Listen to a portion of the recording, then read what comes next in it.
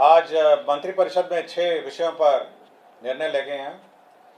सबसे महत्वपूर्ण निर्णय राज्य में शिक्षा बहाली की और नियुक्ति की नियमावली का निर्णय मंत्रिपरिषद ने आज लिया है। इस नियमावली का नाम होगा बिहार राज्य विद्यालय अध्यापक नियुक्ति स्थानांतरण अनुशासनिक कार्रवाई एवं सेवा शर्त नियमावली 2023। इस नियमावली के तहत अब जो भी नियुक्तियां राज्य सरकार शिक्षकों की करेगी वह अब राज्य कर्मी होंगे, राज्य सरकार के कर्मी होंगे। यह एक महत्वपूर्ण निर्णय है। इससे पूर्व आपको जानकारी होगी कि राज्य सरकार राज्य में पंचायत शिक्षक, पंचायत समिति शिक्षक और जिला परिषद के शिक्षक और नगर निकाय के स्थानीय निकायों के शिक्षक रहा करते थे। अब जो भी नई नियुक्ति होगी अब वो राज्य सरकार नियुक्त करेगी। राज्य सरकार नियुक्ति के लिए एक अलग परीक्षा आयोग के माध्यम से लेगी। तो एक आयोग जो राज्य सरकार निर्धारित करेगी, हो सकता है बीपीएससी, हो सकता है कोई भी आयोग जो है जो निर्धारित करेगी, उसके माध्यम से राज्य सरकार परीक्षा लेगी और परीक्षा के माध्यम से ही अब नियुक्तियां होंगी।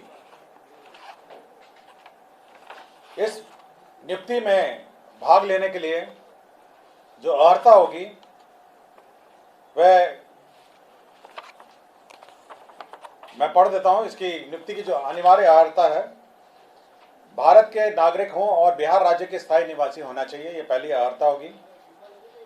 विद्यालय अध्यापक के पद पर नियुक्ति हेतु राष्ट्रीय अध्यापक शिक्षा परिषद द्वारा समय समय पर निर्धारित शैक्षणिक एवं प्रशासनिक योग्यता धारित करते हों एवं विशेष विद्यालय अध्यापक के लिए अर्हता भारतीय पुनर्वास परिषद के अनुरूप अनिवार्य होगा। तो ये महत्वपूर्ण एक अनिवार्यता है। राज्य सरकार एवं केंद्र सरकार द्वारा समय समय पर आहूत शिक्षा पात्रता परीक्षा में उत्तीर्ण हो, परंतु वर्ष 2012 से पूर्व नियुक्त एवं कार्यरत शिक्षक जो दक्षता परीक्षा उत्तीर्ण होंगे के लिए शिक्षक पात्रता परीक्षा में उत्तीर्ण अनिवार्य नहीं होगा। विषय विशेष के लिए अलग से विशेष अर्हता का निर्धारण विभाग द्वारा समय समय पर किया जाएगा।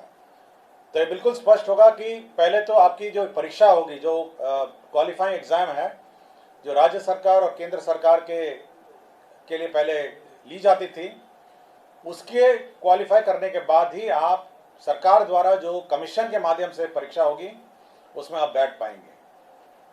तो पहला एक एग्जाम जो सभी ने लिखा है, चाहे वो टीईटी हो और अन्य जो शिक्षा परीक्षाएं हैं, उसको क्वालिफाई करने के बाद आप राज्य सरकार के कमीशन द्वारा जो सरकार जो कमीशन निर्धारित करेगी उसके माध्यम से जो परीक्षा ली जाएगी तो बहाली उसके माध्यम से होगी। इसमें न्यूनतम आयु निर्धारित है 21 साल और अधिकतम आयु सरकार द्वारा निर्धारित की जाएगी। जो सरकारी नौकरी में अधिकतम आयु है वह होगी, लेकिन जो 10 साल की नियुक्ति वर्ष का जो छूट होगा, इस नियमावली के प्रवृत्त होने के पश्चात नियुक्ति के प्रथम संव्यवहार में अधिकतम आयु सीमा में 10 वर्ष की छूट दे होगी।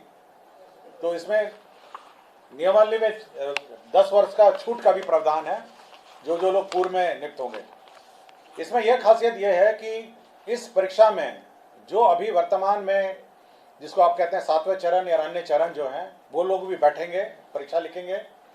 और साथ ही साथ जो अभी तक जो शिक्षक नियुक्ति जो गैर सरकारी शिक्षक हैं, जो सरकार के जो नगर निकाय और पंचायत स्तरीय और स्थानीय निकाय के शिक्षक हैं, वह भी इसमें बैठ पाएंगे। तो सभी प्रकार के शिक्षक जो हैं, जो अर्हता रखते हैं, वह बैठ पाएंगे। और इस नियमावली के माध्यम से अगर अर्हता रखते होंगे तो कमीशन द्वारा जो परीक्षा ली जाएगी उसमें बैठेंगे। सभी जो कैंडिडेट्स हैं जो इस परीक्षा में लिखेंगे उनको 3 मौका दिया जाएगा। तो 3 बार लिख सकेंगे और 3 मौके के बाद वह नहीं लिख सकेंगे।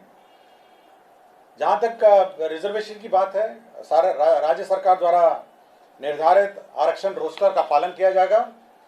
और लेकिन साथ ही साथ जो आरक्षण है प्राथमिक एवं मध्य विद्यालय के मूल कोटि एवं स्थानक कोटि के विद्यालय प्रधानाध्यापक के पद पर प्रत्येक विषय में न्यूनतम 50% महिला अभ्यर्थियों की नियुक्ति की जाएगी। जो वर्तमान में शिक्षा में जो आरक्षण लागू है वह यथावत रहेगा, किंतु अन्य जो महिलाओं को छोड़ के अन्य जो राज्य सरकार का जो आरक्षण का नियम है वह लागू होगा। इसके साथ साथ अब सरकार के जो कानून हैं, सरकार के जो नियम हैं, सरकार का जो पेंशन है, सरकार का जो निर्धारित एनपीएस पेंशन है, ये सब लागू होगा। सरकार के जो आचरण है वो लागू होगा। यह नीति अब जिला संवर्ग के रूप में होगी, जिसमें जिला के अंदर स्थानांतरण का प्रावधान है और अंतर जिला का भी स्थानांतरण का विशेष परिस्थिति में प्रावधान है। संपुष्टि, सेवा संपुष्टि भी उसी अनुसार है, शिकायत अपील भी उसी अनुसार है। और कैबिनेट ने यह निर्णय लिया है कि अब अन्य किसी प्रकार से शिक्षा की नियुक्ति नहीं की जाएगी, शिक्षा की नियुक्ति नहीं की जाएगी।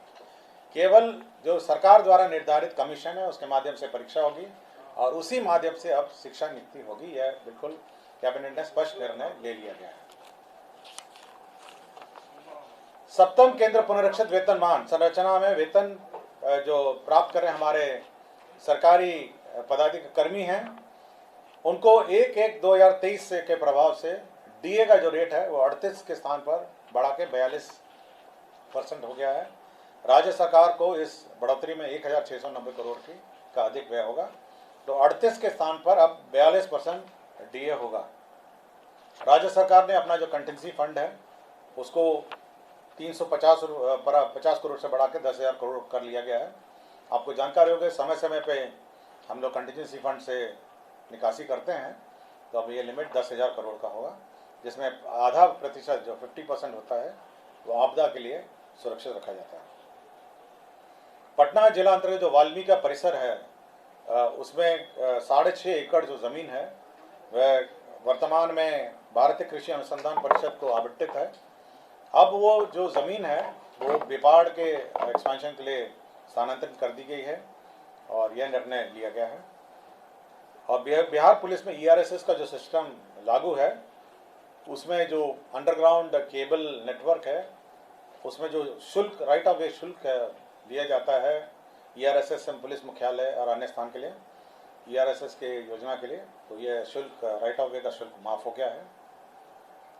और एक पद सृजन का है जिसमें राज्य योजना मद में ग्रामीण विकास विभाग के अंतर्गत जवाहर ग्राम स्वरोजगार योजना के अंतर्गत सृजित जो 102 पद थे उसमें 53 पद अब स्थापना में प्रतिबद्ध परमानेंट पद हो जाएंगे और 39 पद है उसको सरेंडर कर दिया गया।